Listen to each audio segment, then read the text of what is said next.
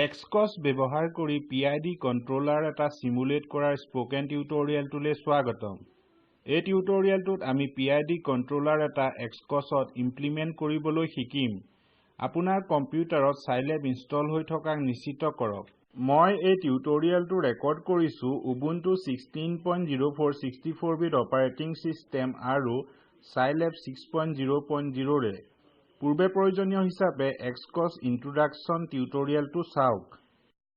এই টিউটোৰিয়েলটোৱে আপোনালে XCOS পৰিবেশ সহজ কৰিব। লগতে আমি সেই টিউটোৰিয়েলত বনোৱা firstorder.xcos ফাইল ব্যৱহাৰ কৰিম।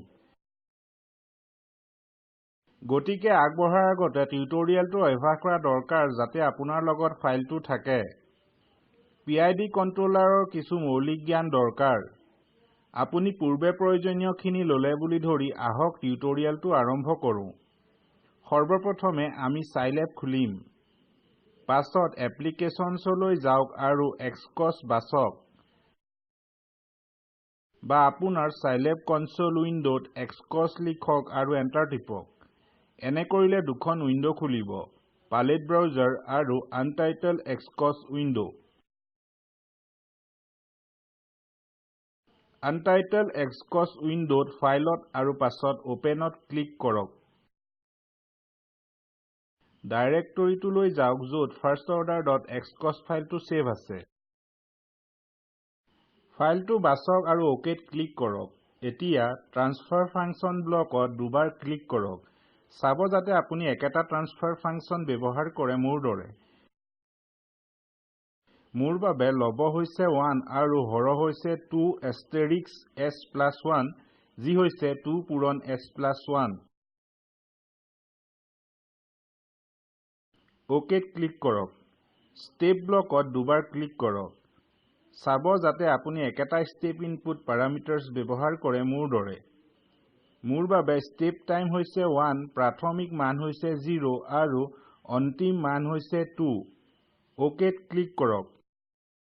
মেনু বাৰত সিমুলেশন ক্লিক কৰক আৰু ফাইলটো সিমুলেট কৰিবলৈ স্টাৰ্ট বাছক।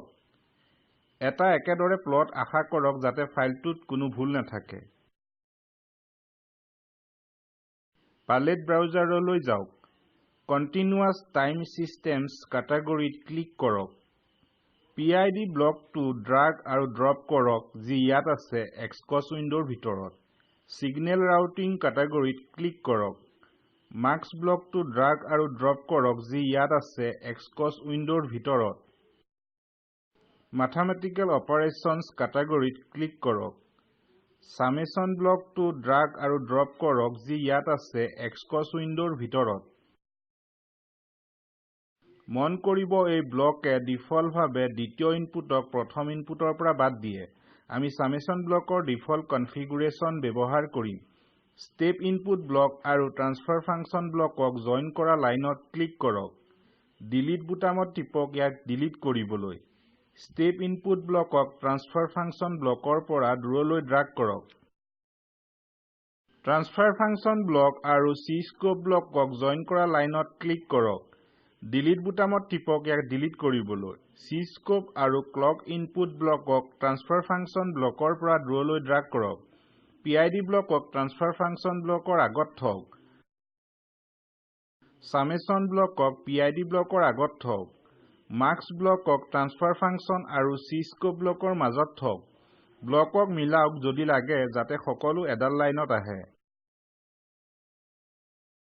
স্টেপ ইনপুট ব্লকক Summation ব্লকৰ প্ৰথম ইনপুট পোৰ্টত কানেক্ট কৰক।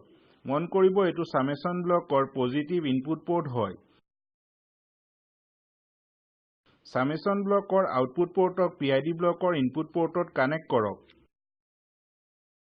PID ব্লকৰ আউটপুট পোৰ্টক ট্ৰান্সফাৰ ফাংচন ব্লকৰ ইনপুট পোৰ্টত কানেক্ট কৰক।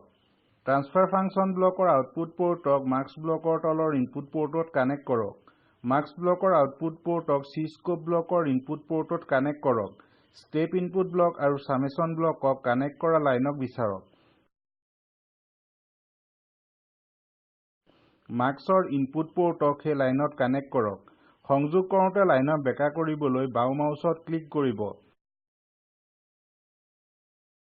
ট্ৰান্সফাৰ ফাংচন আৰু মাৰ্কছ ব্লকক জইন কৰা লাইনক বিচাৰক। সামেশন ব্লকৰ দ্বিতীয় ইনপুট পোৰ্টক সেই লাইনত কানেক্ট কৰক দৰকাৰ হলে লাইন বেকা কৰক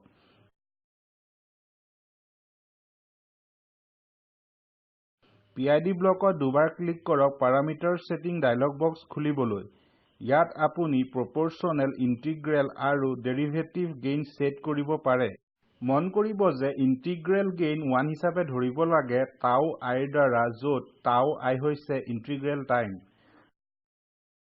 আমি ডিফল্ট সেটিং ব্যৱহাৰ কৰিম ডিফল্ট সেটিংৰ বাবে কেনসেলত ক্লিক কৰক আমি এতিয়া সিমুলেশন ৰান কৰিবলৈ সাজু মন কৰিব আমি স্টেপ ইনপুট ব্লকক এটা সেট পইণ্ট ভেৰিয়েবল হিচাপে ব্যৱহাৰ কৰিছো PID কন্ট্ৰোলাৰে ট্ৰান্সফাৰ ফাংচন ব্লকলৈ ইনপুট এটা বনাব ই এনে হ'ব যাতে ট্ৰান্সফাৰ ফাংচন ব্লকৰ আউটপুটটো সেট পইণ্টৰ লগত মিলে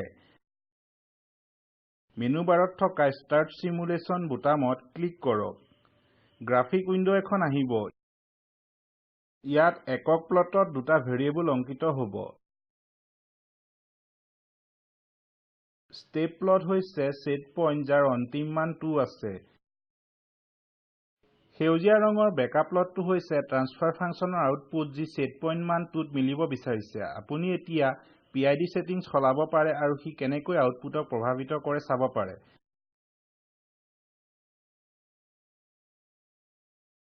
ভিডিওটো ইয়াত ৰখাওক আৰু প্ৰদত্ত অনুশীলন সমাধান কৰক সমানুপাতিক কন্ট্ৰোলাৰ এটা যোগ কৰক যি হৈছে মাত্ৰ P আৰু PID নহয়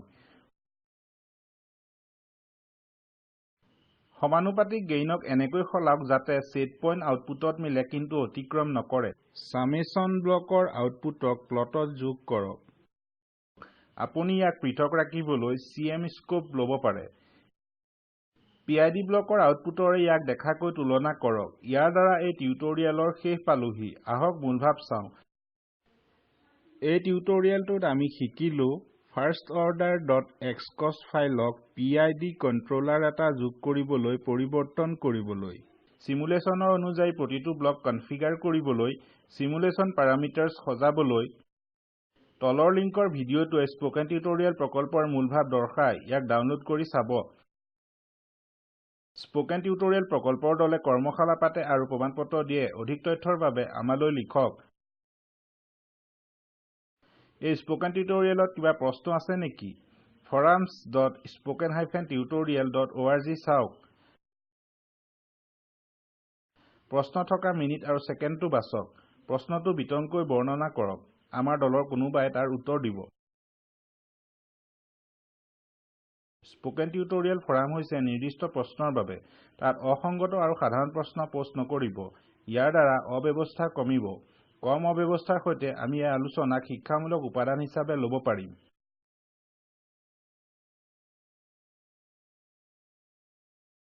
স্পোকেন টিউটোৰিয়েল প্ৰকল্প এনিমি ICT MHRD ভাৰত চৰকাৰৰ দ্বাৰা সমৰ্থিত এই মিছনৰ বিষয়ে অধিক তথ্য দৰ্শিত লিংকত উপলব্ধ মই মৌচুম হাজৰিকা সংযোগ কৰাৰ বাবে ধন্যবাদ